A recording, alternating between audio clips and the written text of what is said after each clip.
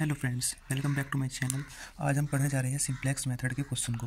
ये टॉपिक बहुत ही ज़्यादा इंपॉर्टेंट है क्योंकि एग्जाम में जो लॉन्ग क्वेश्चन आते हैं 15 नंबर 10 नंबर, वहाँ पर हमें इस टॉपिक से एक क्वेश्चन जरूर देखने को मिलता है। और क्वेश्चन वैसे बहुत ज़्यादा हार्ड भी नहीं है और मैं बोलूँगा कि बहुत ज़्यादा कुछ ईजी भी नहीं है, लेकिन अगर हम एक दो बार वीडियो को देख ले, अच्छे से समझ ले और प्रैक्टिस कर ले तो हम अच्छे से कर लेंगे। सिंप्लेक्स मेथड से दो तरह से क्वेश्चन एग्जाम में देखने को मिल सकते हैं आप लोगों को। पहला तरीका क्या हो सकता है? पहला तरीका जो मैंने क्वेश्चन लिखा है कुछ सेम टू सेम ऐसा ही तरीका होगा, यानी कि उसके अंदर जो ऑब्जेक्टिव फंक्शन होगा वहाँ पे मैक्स जेड लिखा होगा और जितने भी हमारे पास ऑब्जेक्टिव यानी कि जो हमारे इनइक्वालिटी है इसमें लेस देन साइन होगा, यानी कि लेस देन इक्वल टू का साइन होगा। और दूसरा तरीका ये है कि यहाँ पे एग्जामिनर मिन जेड लिख देगा और यहाँ पर ग्रेटर देन का साइन होगा। तो ये दो तरीके बनते हैं। आज की वीडियो में हम इस वाले क्वेश्चन तरीके को देखेंगे। नेक्स्ट वीडियो के अंदर मैं आपको यहाँ पर मिन जेड वाला क्वेश्चन भी करा दूंगा। वैसे मिन जेड वाले में करना कुछ नहीं होता, इसके अंदर सिर्फ और सिर्फ जो हमारे पास मिन जेड वाला ऑब्जेक्टिव फंक्शन होता है, यानी कि ये वाली वैल्यू जो होती है मिन जेड वाले क्वेश्चन में, उसको हमें बस माइनस से मल्टीप्लाई करना होता है और यहाँ पे स्लैक वेरिएबल की जगह सरप्लस वेरिएबल को ऐड करते हैं। तो चलिए पहले इसके कुछ रूल जान लेते हैं कि क्वेश्चन को सोल्व कैसे करते हैं। पहले हम इसके रूल पढ़ेंगे, फिर क्वेश्चन को सोल्व करेंगे।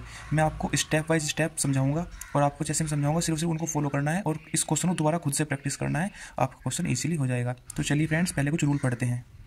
तो फ्रेंड्स मैंने कुछ इंपॉर्टेंट टूल्स इसके लिख लिए हैं, तो आप पहले एक बार इनको क्विक रिवीजन कर लेंगे, फिर क्वेश्चन सोल्व करते हैं। तो सबसे पहले हम चेक करते हैं, check the objective function of LPP is maximised और मिनिमाइज्ड, यानी कि सबसे पहले हम चेक करते हैं कि जो भी हमारे पास ये ऑब्जेक्टिव फंक्शन होता है, यानी कि ये वाला जो भी इसको हम बोलते हैं ऑब्जेक्टिव फंक्शन। सबसे पहले हम चेक करते हैं कि हमारे पास जो मैक्सिमाइज्ड है या मिनिमाइज है, यानी कि हमारे पास मैक्सिमाइज्ड है तो ठीक है, अगर यहाँ पे मिनिमाइज है तो इसमें माइनस से मल्टीप्लाई कर देंगे तो जो भी साइन होते हैं साइन चेंज हो जाते हैं और वो मैक्सिमाइज्ड में कन्वर्ट हो जाता है। ये देखिए यहाँ पे भी ये लिखा है इफ़ मैक्सिमाइज, अगर यहाँ पे मैक्सिमाइज मैक्स जेड लिखा हुआ है तो हम नो चेंज यानी कोई चेंज नहीं करेंगे, लेकिन अगर मिनिमाइज है तो हम उसमें क्या करेंगे माइनस से मल्टीप्लाई कर देंगे, मिन जेड में मैक्स जेड बन जाएगा। फिर सेकंड है जो हमारे पास इनइक्वालिटी होती है उसमें हमारा लेस देन इक्वल टू का सिंबल होना चाहिए, यानी कि जब भी हमारे पास ये तीन इनइक्वालिटी दी हुई है इनके अंदर आप देख सकते हैं लेस देन इक्वल टू का साइन है, तो अगर हमारे पास ये गिवन है ऑलरेडी तो हम इसको सोल्व कर सकते हैं सिंप्लेक्स मेथड से। फिर हम क्या करते हैं स्लैक वेरिएबल और सरप्लस वेरिएबल को ऐड करते हैं। तो अगर यहाँ पे लेस देन का साइन है तो हम स्लैक वेरिएबल ऐड करेंगे और अगर हमारे पास ग्रेटर देन है इनइक्वालिटी के अंदर तो हम सरप्लस वेरिएबल को ऐड करेंगे। तो फ्रेंड्स कुछ रूल यही थे सिंपल से, बाकी हम क्वेश्चन करेंगे तो आप अच्छे से समझ जाएंगे। तो चलिए फ्रेंड्स शुरू करते हैं। तो फ्रेंड्स हमारा पहला स्टेप क्या होता है? पहला स्टेप हमारा होता है जो भी हमारे पास इनइक्वालिटी दी होती है पहले हम इनको स्टैंडर्ड फॉर्म में कन्वर्ट करते हैं, यानी कि हमारा पहला स्टेप क्या होगा इन सबको स्टैंडर्ड फॉर्म में कन्वर्ट करना। स्टैंडर्ड फॉर्म में कैसे कन्वर्ट करेंगे? यानी जब हमारे पास इनइक्वालिटी का सिंबल है इसको हटाकर इक्वल टू का साइन लगाना, इसमें एक सरप्लस वेरिएबल को ऐड करना।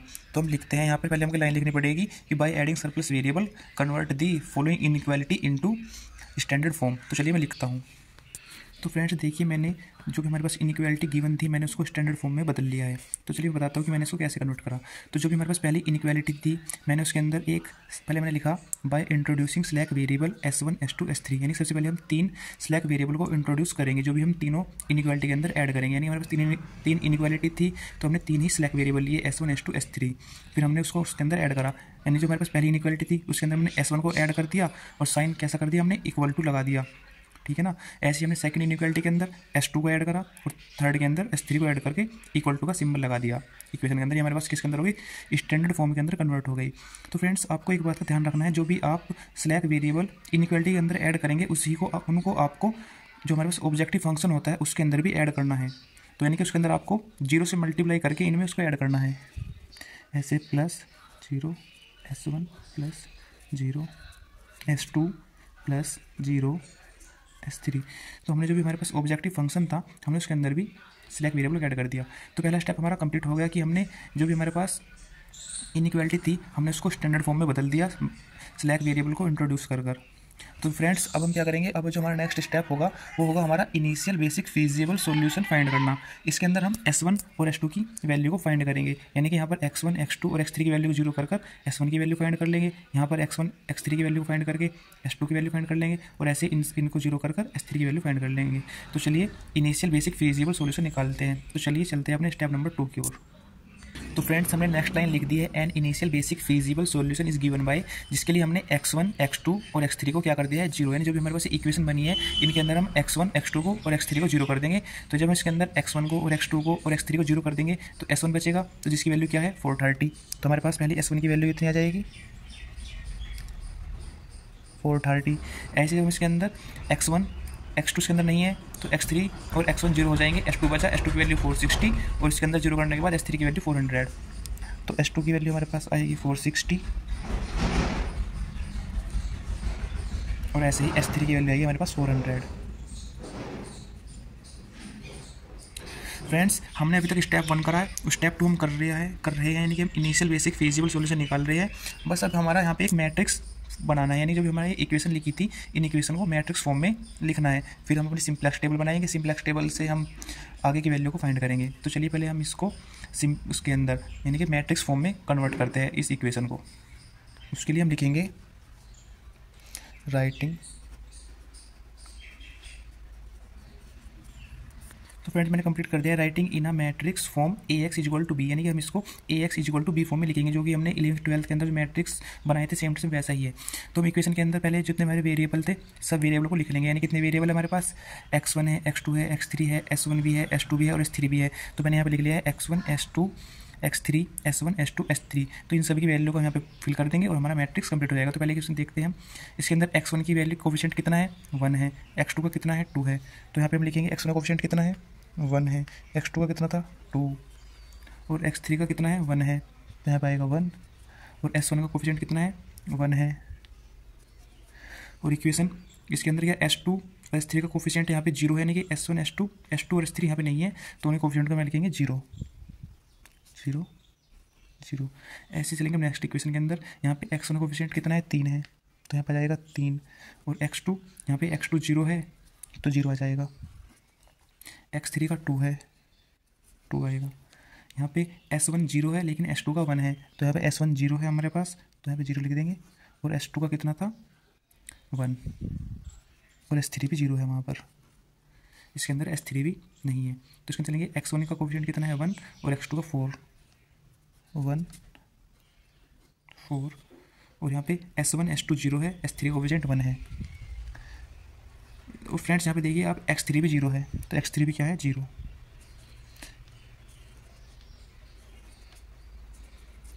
तो फ्रेंड्स इसके अंदर तो हम जितने हमारे पास वेरिएबल होते हैं उन सभी कोफिशिएंट डालते हैं और यहाँ पे x यानी कि मैंने x का एक कॉलम बनाया है, इसके अंदर हम सब डालते हैं। तो हमारे पास वेरिएबल होते हैं, यानी कि हम सब वेरिएबल लिखते हैं, उधर डालते हैं वैल्यू, यानी कि s1 s2 s3 की मैं यहाँ पे वैल्यू फिल कर दी।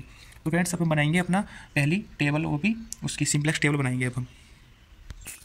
तो फ्रेंड्स देखिए, मैंने लिखा है an initial simplex table is, यानी कि पहले मैंने मैट्रिक्स फॉर्म में लिखा था इसको, फिर मैट्रिक्स फॉर्म में मैंने एक टेबल बनाई है, कुछ टेबल आपको ऐसी बनेगी। अभी मैं आपको सब चीज़ बताऊंगा कि मैंने क्या क्या टेबल के अंदर लिखा है। तो सबसे शुरू करते हैं इस कॉलम से। तो इस कॉलम के अंदर जो हमारे पास वेरिएबल थे, यानी कि x1 x2 x3 s1 s2 और s3, उन सबको लिखा है और उसके अंदर इन सब की वैल्यू को फिल करूँगा मैं। फिर बात करते हैं CJ क्या है, CJ है हमारा कोफिशिएंट, जो हमारे ये हमारे पास वेरिएबल है x1 x2 और s1 s2 s3, इन सब के कोफिशिएंट देख के हमको यहाँ पे लिखना है। ये भी हमारे पास ऑब्जेक्टिव फंक्शन है, यानी कि ये हमारे पास जो मैक्स जेड है इसके अंदर इन सब के coefficient x1 x2 x3 s1 s2 s3 जितने भी सब के कोफिशिएंट है वे आएंगे CJ के अंदर, यानी कि इस वाली रो के अंदर। अब बात करते हैं बी है हमारे पास बेसिक वेरिएबल, यानी कि जो ये बोलते हैं स्लैक वेरिएबल को हम बेसिक वेरिएबल भी बोल देते हैं। तो यानी कि s1 s2 s3 हमारे पास क्या है, बेसिक वेरिएबल, यानी कि यहाँ पे s1 s2 s3 आएगा। CB coefficient of basic variable, यानी कि जो भी हमारे पास basic variable s1 s2 s3 है उन सबके कोफिशिएंट यहाँ पे लिखने हैं हमको ऑब्जेक्टिव फंक्शन के अंदर से देख कर, यानी कि मैक्स जेड के अंदर से। तो चलिए शुरू करते हैं। तो जो हमने मैट्रिक्स बनाया था उस मैट्रिक्स को पहले देखते हैं। तो जैसे x1 की वैल्यू नीचे लिखी है, x2 ऐसे लिखा हुआ है, सबको हमें ऐसा कैसा उतार देना है। जैसे x1 के नीचे क्या लिखा है, 131, तो यहाँ पे उतार देंगे 131, तो 131। x2 के नीचे क्या लिखा हुआ है, 204, तो यहाँ पे लिखेंगे हम 204। x3 के नीचे क्या लिखा हुआ है, 120, तो यहाँ पे आ जाएगा 120। और हमारे पास s1 क्या है, s1 नीचे लिखा है 100 और s2 है हमारे पास 010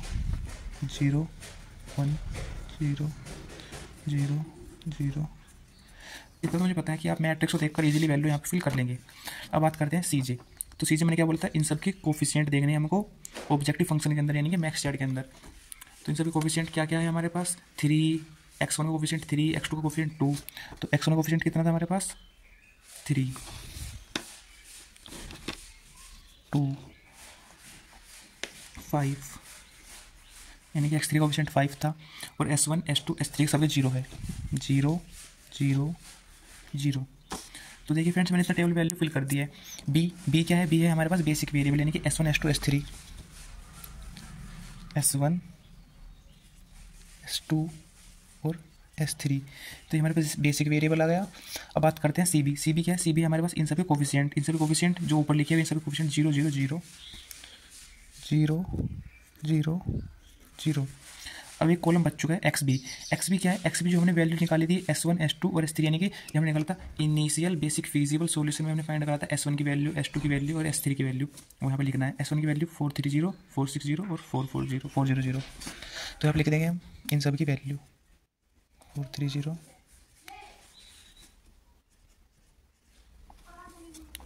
तो देखिए फ्रेंड्स, हमने अभी तक अपना टेबल बना ली है। तो इस टेबल बनाने के बाद अब हमको क्या करना है? अब हमको निकालना है ZJ।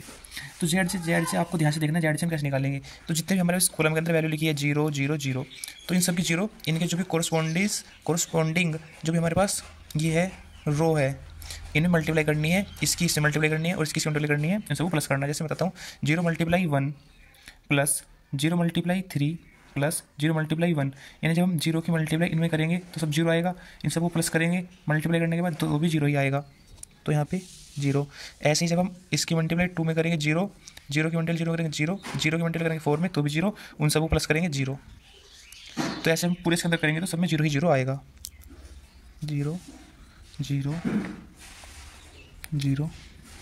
तो जो भी हम पहले अपनी इनिशियल सिंपलेक्स टेबल बनाते हैं ना, उसके अंदर हमारे पास सब टेबल के अंदर ZJ 0 ही आता है। CJ जो हमने ऊपर निकाला वही CJ है हमारा, तो CJ हम यहाँ पर लिख लेंगे 3 2 5 0 0 0। अब है हमारे पास ZJ - CJ, यानी कि 0 - 3 -3, 0 - 2 -2, 0 - 5 -5, 0 0 और यहाँ पर भी 0।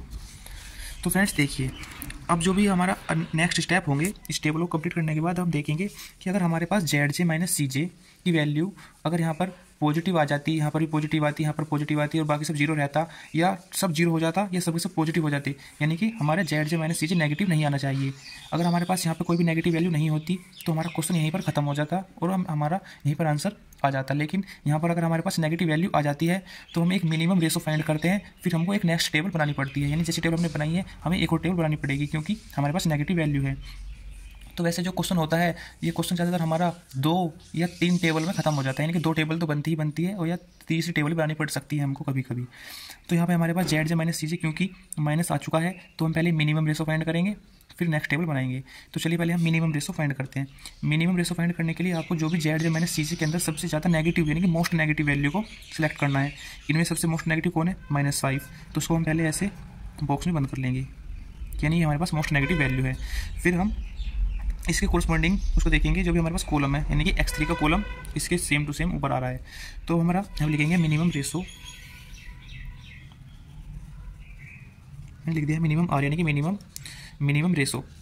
तो जो भी इसके ऊपर वाले कॉलम है इसको हमको इसके सामने क्या है S1 यानी कि 430 को डिवाइड करना है 1 से, 460 को डिवाइड करना है 2 से और 400 को डिवाइड करना है 0 से। तो पहले हम डिवाइड करेंगे 430 को 1 से कितना आएगा 430, फिर 460 को 2 से, क्योंकि इसके ऊपर वाला ये है ना इसके सामने ये है तो इसको डिवाइड करेंगे हम 2 से, 460 2 ये हमारे पास आ जाएगा 230 और इसको डिवाइड करेंगे 0 से, इस वाले 0 से तो 0 ही आ जाएगा।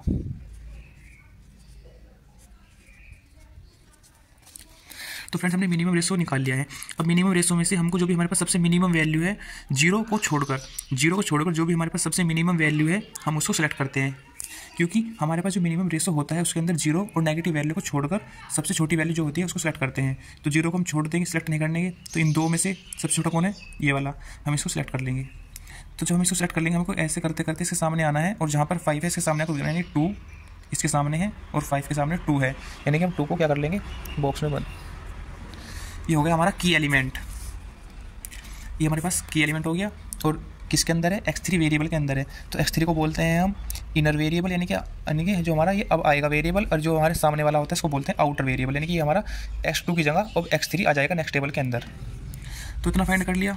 तो चलिए अब हम नेक्स्ट टेबल बनाते हैं। तो फ्रेंड्स आपको मुझे लगता है समझ में आ गया होगा कि हमने इस टेबल को कैसे बनाया।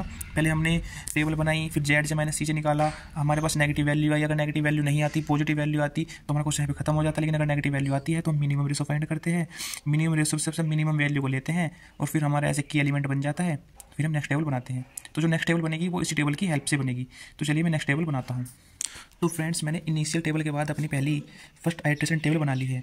तो जैसे ये टेबल थी मैंने सेम वैसे टेबल बना ली है। सबके अंदर वैल्यू फिर सारे वेरिएबल लिख दिए, सी बी एक्स भी लिखा, सी जे।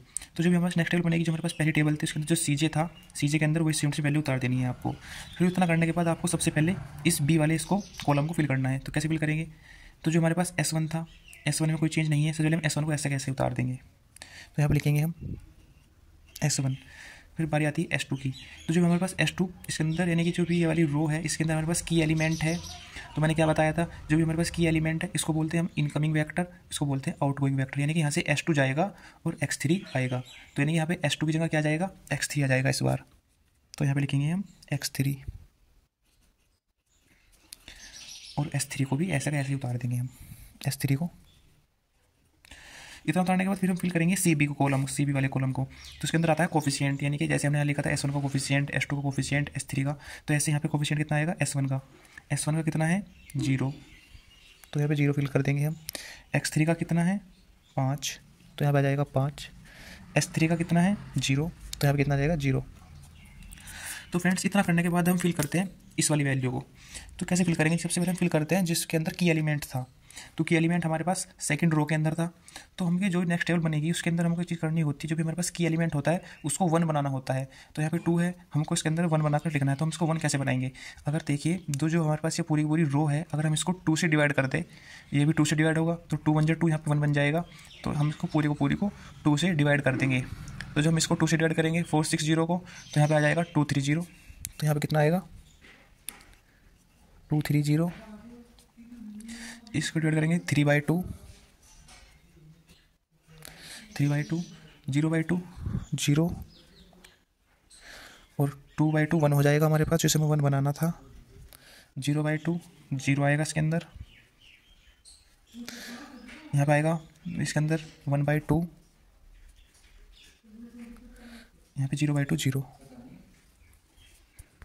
तो फ्रेंड्स देखिए जो हमारे पास की एलिमेंट था वो हमने 1 बना लिया है, यानी कि यहाँ पे 2 था, यहाँ पे 1 बना लिया है। यानी हमने क्या करा, पूरी की पूरी रो को 2 से डिवाइड कर दिया। तो अब नेक्स्ट स्टेप क्या होता है हमारे पास? तो जो भी हमारे पास की एलिमेंट होता है सबसे पहले उसको 1 बनाना होता है, और फिर जो भी उसके ऊपर नीचे वाले वैल्यू होते हैं उन सबको 0 बनाना होता है। यानी जैसे 1 के ऊपर, यहाँ पे 2 के ऊपर क्या आ रहा था 1 आ रहा था, तो यानी हमें 1 को 0 बनाना है। लेकिन इसके नीचे पहले से ही 0 बना हुआ है ऑटोमेटिक, यहाँ पे 0 है ना। तो जिसके नीचे जो भी 0 बना हुआ है उसको हम सेम टू सेम ऐसे ही उतार देंगे। यानी कि हम यहाँ पे कुछ छेड़छाड़ करने की कोई ज़रूरत नहीं है इसके साथ, इस कॉलम के साथ। हम इसको ऐसा कैसे उतार देंगे, क्योंकि यहाँ पे पहले से ही 0 बना हुआ है। लेकिन अगर बाई चांस यहाँ पर भी 0 होता 1 की जगह तो हम इसको भी ऐसे उतार देते। लेकिन यहाँ पे अभी 0 नहीं है तो हम इसको 0 बनाएंगे। कुछ रो वो लगा कर, रो के अंदर कुछ फॉर्मूला लगाएंगे। जैसे हमने 2 से डिवाइड करा तो यहाँ पे कुछ प्लस या माइनस करके इसको 0 बनाएंगे। पहले हम इसको ऐसा कैसे उतार देते हैं, क्योंकि यहाँ पे पहले से ही 0 है। तो फ्रेंड्स देखिए मैंने S3 वाली कॉलम को ऐसा कैसे उतार लिया, जैसे सेम इसके अंदर थी 401 4001 401 4001, यानी मैंने इसको ऐसे उतार लिया। यानी कि 1 के नीचे 0 आ गया। अब हमको ऊपर 0 बनाना है। तो फ्रेंड्स देखिए हम ऊपर 0 कैसे बना सकते हैं? यहाँ पे 1 है, नीचे इसके अंदर 1 है, तो हम क्या कर सकते हैं? हम कर सकते हैं तो जो भी हमारे पास यानी कि R1 है, R1 को अंदर क्या कर सकते हैं? R1 माइनस R2 कर सकते हैं, क्योंकि देखिए R2 के अंदर क्या है 1। जब हम R1 माइनस R2 करेंगे तो यहाँ पे 1 माइनस 1 हो जाएगा तो 0 हो जाएगा। तो हम R1 माइनस R2 लगाएंगे इसके अंदर, ठीक है ना। क्या करेंगे हम करेंगे R1 को चेंज करेंगे हम R1 माइनस R2। तो फ्रेंड्स जब हम ये करेंगे तो R1 के अंदर क्या है हमारे पास? यहाँ पे 430 है और यहाँ पे 460 है। तो हम 430। तो फ्रेंड्स मैंने शायद कुछ आपको, यानी जो मैंने आपको बताया हम इसको 0 कैसे बनाएंगे। यानी जो हमारे पास ये R1 है, R1 में से क्या करेंगे R1 माइनस R2 करेंगे। तो जो हमारे पास R2 वाली कॉलम होगी वो इस वाले टेबल की होगी, ना कि इस वाले टेबल की। यानी कि R1 तो होगा इस वाले टेबल का, इस वाले टेबल का ये वाला R1 और R2 इसका। यानी कि क्या करेंगे, पहले हम करेंगे 430 माइनस यहाँ पे 230 नहीं होगा शायद, यहाँ पे होगा ये क्या हो रहा है, 2 सही है हाँ। हम 430 माइनस 230 करेंगे। तो जब हमारे पास 430 में से 230 जाएगा तो कितने बचेगा? 200 बचेगा। तो यहाँ पे हम लिख देंगे 200। ऐसे ही हम क्या करेंगे 1 माइनस 3/2। तो 1 माइनस 3/2 कितना होता है? जब हम 1 माइनस 3/2 करेंगे तो हमारे पास माइनस का 1/2 होगा। यहाँ पे होगा माइनस 1/2। 2। ऐसे हम क्या करेंगे, 2 माइनस इसका क्या है 0, 2 माइनस 0 R2, यानी हम क्या करेंगे R1 माइनस R2, तो 2 माइनस 0 2, 1 माइनस इसका R2, 1 माइनस 1 0, ऐसे ही 1 माइनस 0 1 0 माइनस 1/2 माइनस 1/2 0 माइनस 0 0। तो फ्रेंड्स देखिए हमने इस टेबल को भी तो इतना कंप्लीट कर लिया है, यानी जो हमारे पास की एलिमेंट था हमने उसको 1 बना लिया, ऊपर नीचे 0 बना लिया हमने, ठीक है ना। अब निकालेंगे जेड जे। तो जेड जे कैसे निकालते हैं मैंने बताया था, 0 की मल्टीप्लाई इसमें करेंगे, 5 की मल्टीप्लाई इसमें करेंगे और 0 की मल्टीप्लाई इसके अंदर करेंगे और सबको प्लस करेंगे। तो 0 इसके मल्टीप्लाई करेंगे 0 हो जाएगा, 5 के इसके अंदर करेंगे 5 3 से 15/2 प्लस 0 1 0, तो यहाँ पर हो जाएगा 15/2। हाँ तो हमारे पास क्या हो जाएगा 15/2। ऐसे सी मल्टीप्लाई इसके अंदर करेंगे, तो हम मैं पूरे की मल्टीप्लाई करके पहले यहाँ पे लिख देता हूँ। फ्रेंड्स मैंने कंप्लीट जेड जे निकाल लिया है, तो मेरे पास जेड जे निकल कर आ गया है, यानी कि इन सभी की इससे मल्टीप्लाई करके इसकी इसके अंदर करके इसकी इसके अंदर करके पूरे प्लस करके तो मेरे पास ये आ चुका है। तो आप आराम से कैलकुलेटर की मदद से सोल्व कर सकते हैं हमारा जो भी आ चुका है जेड जे। सी जे मैंने सी जे सेम सी जे उतार लिया, अब हम करेंगे जेड जे माइनस सी जे, यानी कि 15/2 माइनस 3 0 माइनस 2, ऐसे सबको मैं यहाँ पे जेड जे माइनस सी जे भी लिख लेता हूँ। तो फ्रेंड्स मैंने जेड जे माइनस सी जे भी निकाल लिया है। तो जो मेरे पास जेड जे माइनस सी जे इसके अंदर अभी हमारे पास एक वैल्यू माइनस में आ चुकी है, बाकी सब पॉजिटिव है, यानी 11/2 पॉजिटिव आया, ये सब 0 आए, यानी कि अभी हमारे पास माइनस की वैल्यू आई है। तो हम क्या करेंगे, अब हम फिर से मिनिमम रेशो फाइंड करेंगे, फिर से हमने को नेक्स्ट टेबल बनाना पड़ेगा। तो देखा फ्रेंड्स, यानी कि हमारा शायद इस बार जो लास्ट टेबल बनेगी उसके बाद हमारा आंसर आ जाएगा फाइनल। तो ऐसे आपको बिल्कुल step by step accurate solve करना है। अब हमारे पास एक माइनस का आया है, तो इसको हम क्या कर देंगे, बंद कर देंगे बॉक्स के अंदर और इसके देखेंगे हम निकालेंगे मिनिमम रेशो। तो मिनिमम रेशो कैसे बताया था मैंने आपको, जो भी हमारे पास की एलिमेंट होता है उसके ऊपर वाला जो भी हमारे पास कॉलम होता है, जो उसके सामने हमारे पास बी की वैल्यू होती है, यानी कि 200 डिवाइड करेंगे 2 से, 230 को 0 से, 400 को 4 से डिवाइड करके यहाँ पे लिखेंगे। फ्रेंड्स मैंने अभी बुक के अंदर देखा तो एक गलती हो गई थी क्वेश्चन के अंदर। तो जो हमारे पास यानी कि क्वेश्चन था, तो जो हमारे पास इनइक्वालिटी थी ना, इसके अंदर जो मैंने 400 लिखा था, तो यहाँ पे वैल्यू हमारे पास 420 थी। वैसे क्वेश्चन में कुछ ज़्यादा गलती नहीं है, बस अभी हमारे पास यहाँ पे 420 कर लेंगे पहले हम क्वेश्चन के अंदर, फिर बता दो कहाँ का गलती हुई है क्वेश्चन के अंदर।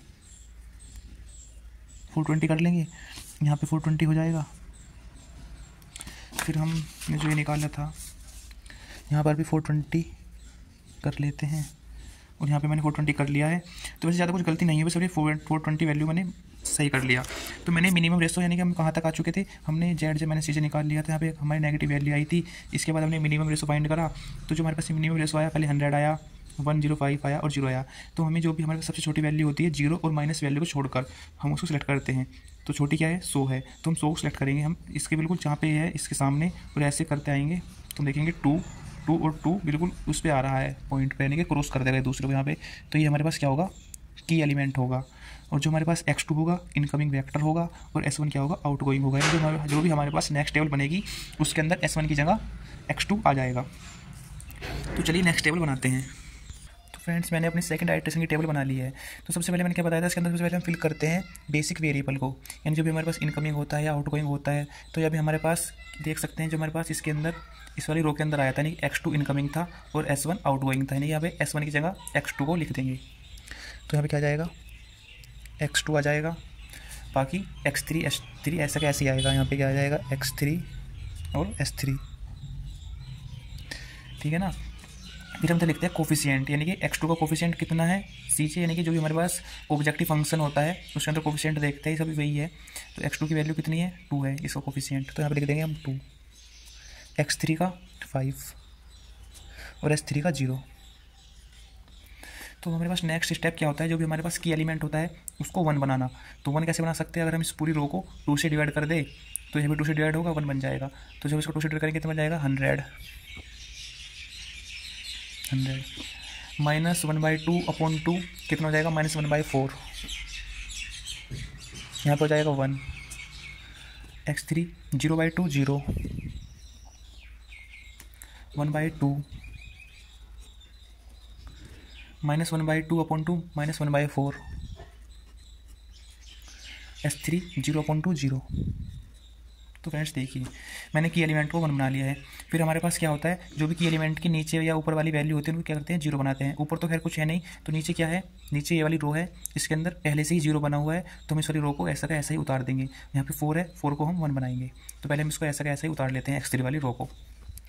तो 230 3/2 0 1 0 1/2 1 0 1/2 और 0।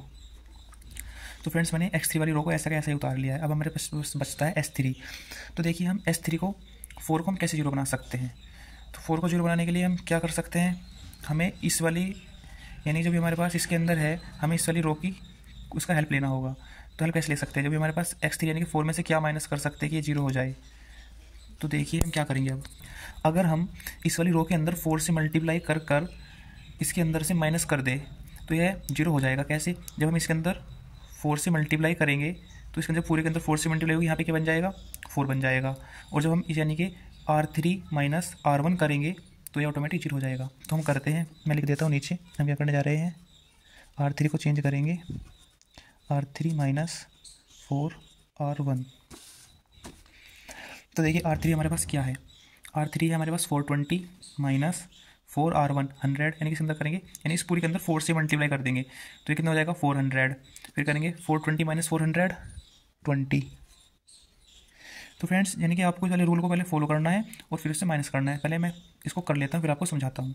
तो फ्रेंड्स देखिए मैंने नीचे लिख लिया है, यानी कि पहले मैंने R1 के अंदर 4 से मल्टीप्लाई करके नीचे उतार लिया है अलग, और R3 को भी अलग लिख लिया है। तो हमारे पास रूल क्या बना था, यानी कि R3 पहले वाली कॉलम का R3, यानी ये भी हमारे पास ये वाली R3 ये वाली थी, मैंने सेम टू सेम इसको नीचे लिख लिया R3। और जो हमारे पास 4R1 था यानी कि की एलिमेंट वाला, इसके अंदर मैंने 4 से मल्टीप्लाई कर दी पूरे के अंदर, तो क्या बन चुका है 400 माइनस 1 4 0 2 माइनस 1 0। तो क्या रूल था R3 माइनस 4R1 यानी कि R3।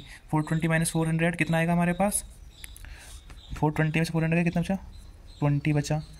1 माइनस 1, जब माइनस 1 और माइनस यानी कि 1 यानी कि हम करेंगे 1 माइनस 1, तो ये माइनस माइनस प्लस हो जाएगा, 1 + 1 2 हो जाएगा, यानी कि 2 आ जाएगा।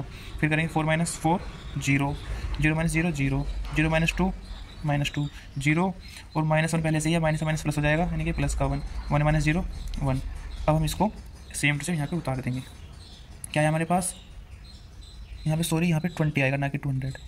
तो 20 मैंने 20 लिख दिया यहाँ पे आया 2 0 0 0 0 -2 1 1 -2 1 और 1। तो फ्रेंड्स देखिए हमने टेबल लिख लिया है। अब हम निकालेंगे ZJ।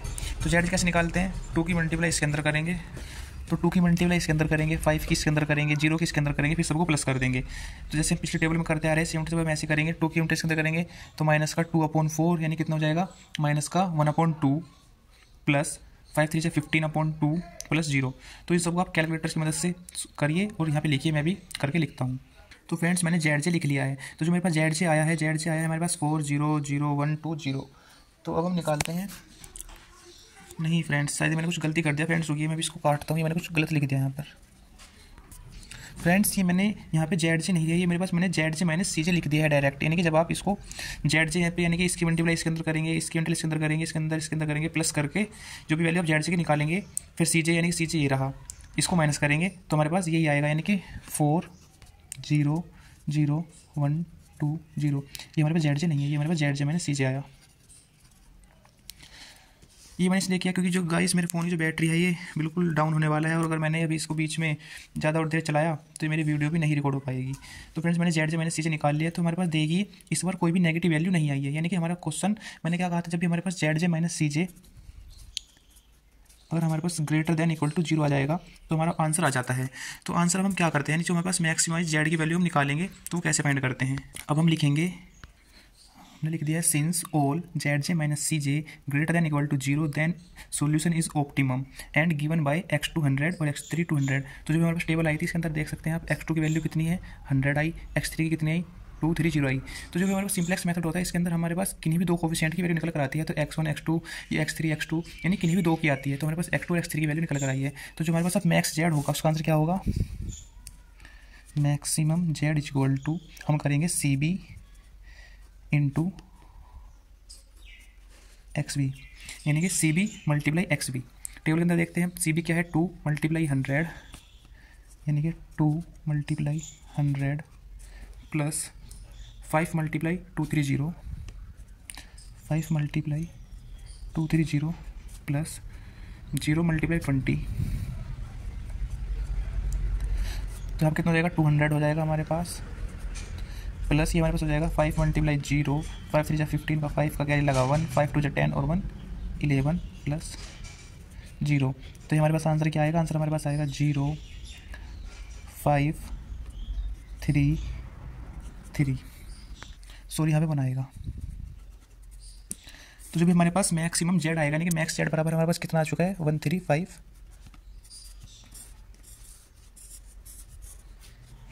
तो यही हमारा मैक्स जेड आंसर होगा। तो फ्रेंड्स, या तो आप x2 और x3 की वैल्यू तो जो हमारे पास क्वेश्चन था अब डायरेक्ट क्वेश्चन के अंदर रखेंगे तो भी हमारे पास आंसर आ जाएगा। यानी कि अगर आप x1 की जो भी हमारे पास वैल्यू आई थी, x2 की और x3 की वैल्यू को इसके अंदर रखेंगे x2 की जगह और x3 की जगह, तो हमारे पास जो भी आंसर आएगा वो भी यही आंसर आएगा, 1350। तो फ्रेंड्स, कुछ हम ऐसे क्वेश्चन कर सकते हैं। मैं आपको फिर एक बार फास्टली रिवाइज करवा देता हूँ कि हमने क्या क्या स्टेप लिए। सबसे पहले हमारे पास क्वेश्चन गिवन था, हमने इसको स्टैंडर्ड फॉर्म में बदला सिलेक्ट वेरिएबल को ऐड कर।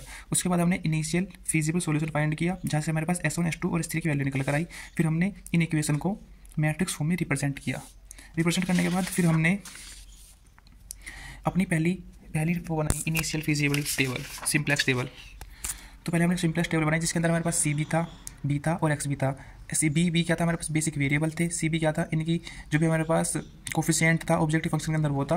यहाँ पे एक्स बी S1 S2 और S3 की वैल्यू थी और सी जे इनके सब कोफिशिएंट थे ऑब्जेक्टिव फंक्शन के अंदर, यानी जो भी हमारे पास नीचे वेरिएबल लिखे हुए हैं इन सब के। फिर हम क्या करते हैं, फिर हम निकालते हैं जेड जे कैसे निकालते हैं, इन सब की मल्टी, यानी कि 0 की मल्टीप्लाई हमने 1 में करी, 0 की 3 में करी, 0 की 1 में करी, यानी जो भी हमारे सामने वाले होते हैं मल्टीप्लाई करते हैं और प्लस करके जेड से निकाल लेते हैं। सी जे इसे सामने वाला, फिर जेड जे माइनस सी जे। अगर हमारे पास Z J minus C J positive आता है या 0 आता है तो वही हमारे पास आंसर हो जाता है। लेकिन अगर नेगेटिव वैल्यू आती है तो मोस्ट नेगेटिव को सिलेक्ट कर तो अपनी एक वो निकालते हैं मिनिमम रेशो, और हम क्या करते हैं नेक्स्ट टेबल बनाते हैं। मिनिमम रेशो में से हम सबसे छोटी वैल्यू को लेते हैं। याद रखना कि हमारे पास मिनिमम रेशो के अंदर 0 और माइनस नेगेटिव वैल्यू को छोड़कर जो सबसे छोटी वैल्यू होती है उसे लेते हैं, सिर्फ और सिर्फ 0 और माइनस वाली वैल्यू को नहीं लेते। तो फिर हमने मिनिमम वैल्यू को लेकर एक एलिमेंट बनाते हैं। तो जो एलिमेंट के ऊपर वाला होता है उसको बोलते हैं हम इनकमिंग वेक्टर और सामने वाला बोलते हैं आउट गोइंग वेक्टर। यानी जो हमारे पास नेक्स्ट टेबल बनेगी उसके अंदर इसकी जगह ये वाला आ जाता है वेरिएबल। फिर हमने नेक्स्ट टेबल बनाई, नेक्स्ट टेबल के अंदर जो भी हमारे पास जाने वाला वेरिएबल था उसको हटाकर इस वाले वेरिएबल लिख दिया। फिर हमने दोबारा चेक करा जेड जे माइनस सी जे, यहाँ पे फिर एक नेगेटिव वैल्यू आई थी। फिर हमने इसको की एलिमेंट बना, इसको वो लेकर एलिमेंट, फिर हमने की एलिमेंट सेलेक्ट करा मिनिमम रेशो निकाल कर, फिर हमने सेकंड बनाई टेबल अपनी, सेकंड आइटरेशन टेबल। और उसके अंदर जब हमने जेड जे माइनस सी जे निकाला कोई भी हमारे पास नेगेटिव वैल्यू नहीं आई थी। फिर हमने लिख दिया since all Z J minus C J positive, हमने मैक्स जेड निकाल दिया, C B into X B कर हमारे पास मैक्सिमम जेड आ गया। तो फ्रेंड्स, ये था आज का हमारे पास सिंप्लेक्स मेथड। आई होप आपको समझ में आया होगा। क्वेश्चन देखिए फ्रेंड्स, क्वेश्चन थोड़ा बड़ा तो है, लेकिन आप इसको 1 या 2 बार प्रैक्टिस करेंगे खुद से तो आप एग्जाम में कर लेंगे। अगर मैं आपको अपना बताऊं तो मैं भी BSc computer science subject syllabus लिया था, और उसके अंदर जो मेरे पास सेकंड ईयर में अभी हाल ही फिलहाल में भी मैं सेकंड ईयर कर ही रहा हूँ, 4th सेमेस्टर के अंदर हूँ। तो उसमें क्वेश्चन आया था 15 नंबर में क्वेश्चन आया था हमारा है, तो मैंने वहाँ पर किया था क्वेश्चन ये। तो friends, thank you for watching. I hope आपको समझ में आया होगा। Thank you guys.